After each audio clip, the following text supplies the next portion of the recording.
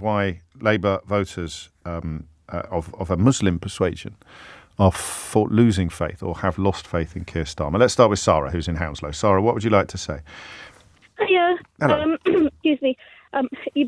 Please forgive me if I get too emotional. Okay. Well, there's nothing to forgive. There's nothing culpable about emotion, Sara, especially not at this time.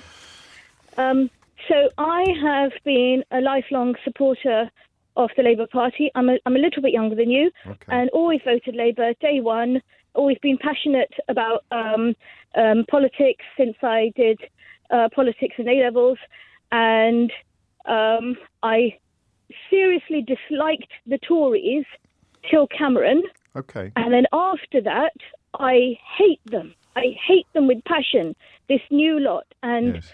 with what they've done to the country, what they're doing to the country, the lies, the corruption, the fools they think we are, or the idiots they think we are, and yet, Yes. since for the last, and I didn't take the stance at the start of this crisis, but I have now, just around before Christmas, I made this decision that, and people all around me that I was going to the marches with, Yes. friends and family, they were saying from day one, where is Keir? What is he doing? Why isn't he on the side of the people of Palestine? Where is he? He's a human rights lawyer. He knows international law. What's going on? And yet I kept on giving him the benefit of the doubt. But now it's like, what kind of human rights lawyer are you? What are you? And how can you not see what's happening and not do anything? And also you're preventing the people in your party from saying anything, because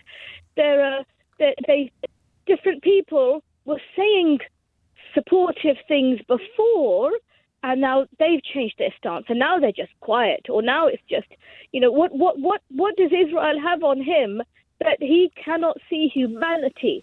And I know you're saying Muslim vote, but for me, it's just humanity. Yes, I mean, the story is about Labour specifically looking into the hemorrhaging of Muslim votes, but you're quite right that the attitude to Gaza will also be alienating traditional Labour supporters of all backgrounds, religions and ethnicities. What was the tipping point then for you? I don't know that you're being necessarily fair in saying that people who spoke out more have gone quiet, but it's possible you're paying more attention than I am. I know that 8 members of the front bench resigned their posts in order to back the SNP's King's Speech amendment, explicitly calling for an immediate and permanent ceasefire.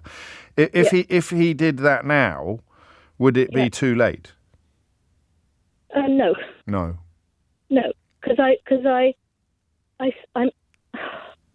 I'm still a Labour supporter. Yes. I'm not a Keir supporter. Okay. And he has to go, and somebody else has to come in who has to have some humanity in them. That's for me what it is. If he today he asks for ceasefire, he asks gets the charities back in, he gets water switched on, he gets that's fine. I'll be back on your side. No, there's nothing this current Tory government can do, because I've seen them. What I believe is they're worse. It could be even worse than that. But if I have to punish myself by getting Tories back in, to let Keir know that do not take my vote for granted, then that's what I will do that. I won't vote for Tories. So you won't vote at all. But I won't vote for somebody else. I won't, not vote. I will have to vote. But, James, if I hope you don't mind. Okay. So I'm worried now. I have been, it's no disrespect. I have been listening to you. I'm a few years younger than you, but I've been listening to you for nearly the first day that you started on LBC. Yes. And because I have my own business where I work from home, whatever, so I had that privilege. I'd had the radio on, and I've been listening to you, and I believe that we have grown up together. Oh, so do I. Yes.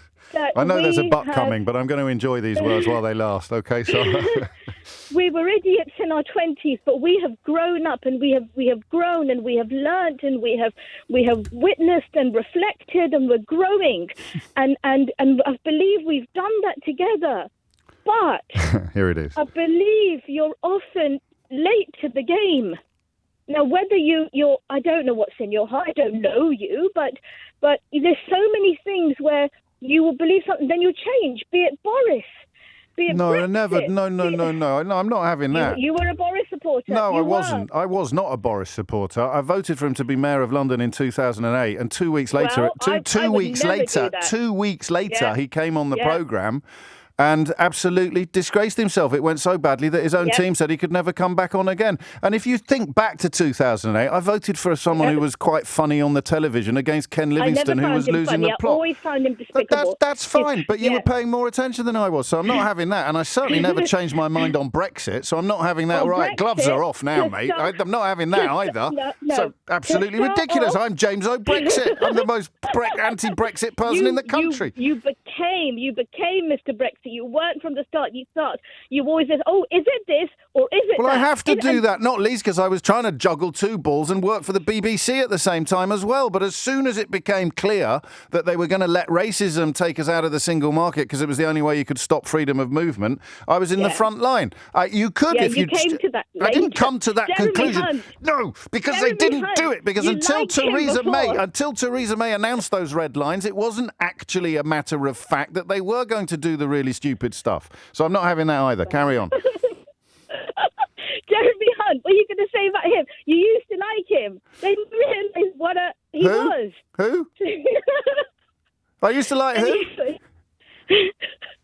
This is outrageous. Anyway, this is outrageous. And on this one, I'm not late. I can see why you think that I am, but I stand by my coverage of this. I stand by my full response to the original atrocity on October the 7th, because even then I was pointing out that there is a case and a justification for a very, very robust response from Israel, a deadly response from Israel, but it is also possible that they will go too far. So the word proportionate did an awful lot of heavy lifting during that period, but by the end of October I was clear that it had already become disproportionate, Sara. So I am, perhaps as you would expect, having grown up together, I am defending myself passionately against some of your accusations while silently acknowledging that there may be some truth in some of them. I suppose the main difference between me and you in this with Palestine is I have been well aware of what's going on for years and years, and you possibly have been busy looking at everything else as well. You may be right, although it's been 20 years since I first started getting called anti-Semitic on a regular basis by people listening to my coverage of this issue, and indeed Islamophobic, of course, as well. So it is always. Can choppy. I say one last thing, please? I think you should. Okay, so because I'm a big fan of literature, yes. and what I never understood about what was happening in the 30s and the 40s was, why were people quiet? Why didn't more people say anything? Why were these movies coming out and these parties happening when what was happening in Europe? And the only thing that I used to really upset me, and all I could think about is, well, people didn't know, but now people know what is happening. And why are they not doing anymore? And the numbers are inarguable. Over 26,000 dead, half of them children. The professor who joined us yesterday describing what it's like to operate on a little girl whose half her face has been blown away, and somehow a lot of the media coverage in this country focusing instead upon the United Nations Refugee Agency, while more or less ignoring the conference this weekend attended by double-figure members of the Israeli cabinet calling for Jewish people to move into the Gaza Strip and start settling it. Colonising it would probably be a more accurate word. I don't like parallels with the 1930s, Sara, for obvious reasons, and in questions of scale, there are no parallels to be drawn. But when hospitals are being blown up, when soldiers are going into hospitals fully armed to take out their enemies, then the conventions are being breached. Conventions are being broken. And you're right, it's happening in full glare. The problem is, just to clarify on this, Sara, thank you so much. And that was a beautiful critique of the relationship between a radio presenter and a radio listener, if God forbid, the radio presenter is doing something right. But the tale of the IDF members going into a hospital in the West Bank and killing 3 suspected terrorists, or possibly proven terrorists, it's very easy to not think about it too deeply and say, well, good riddance to bad rubbish. But remember that governments designate what a terrorist is, really. Sometimes it's an international organisation, sometimes it's a domestic government. And that's why you have the rules in place. So, for example, the South African regime prior to the end of apartheid couldn't have gone into a hospital and shot Nelson Mandela dead. This is what sort of conventions constitute. It's what international law is. The British Army couldn't have gone into the maze during the hunger strike dressed up as prison soldiers and shot Bobby Sands dead because it was a PR disaster for the British government unravelling, the UK government. So that's why you have rules. It doesn't mean you're supportive of the people being killed in any way, philosophically, morally or ethically, but you're supportive of the rules that mean you've got to jump through quite a lot of hoops before you can kill people, before you can have state-sanctioned killings. And that's happened in plain sight in the last 24 hours. And I think Sara's right. An awful lot of this stuff we would all have expected to elicit a rather more outraged response. And that brings us back to why people are losing faith in Keir Starmer over Gaza, particularly, but not exclusively, of course, Muslim people.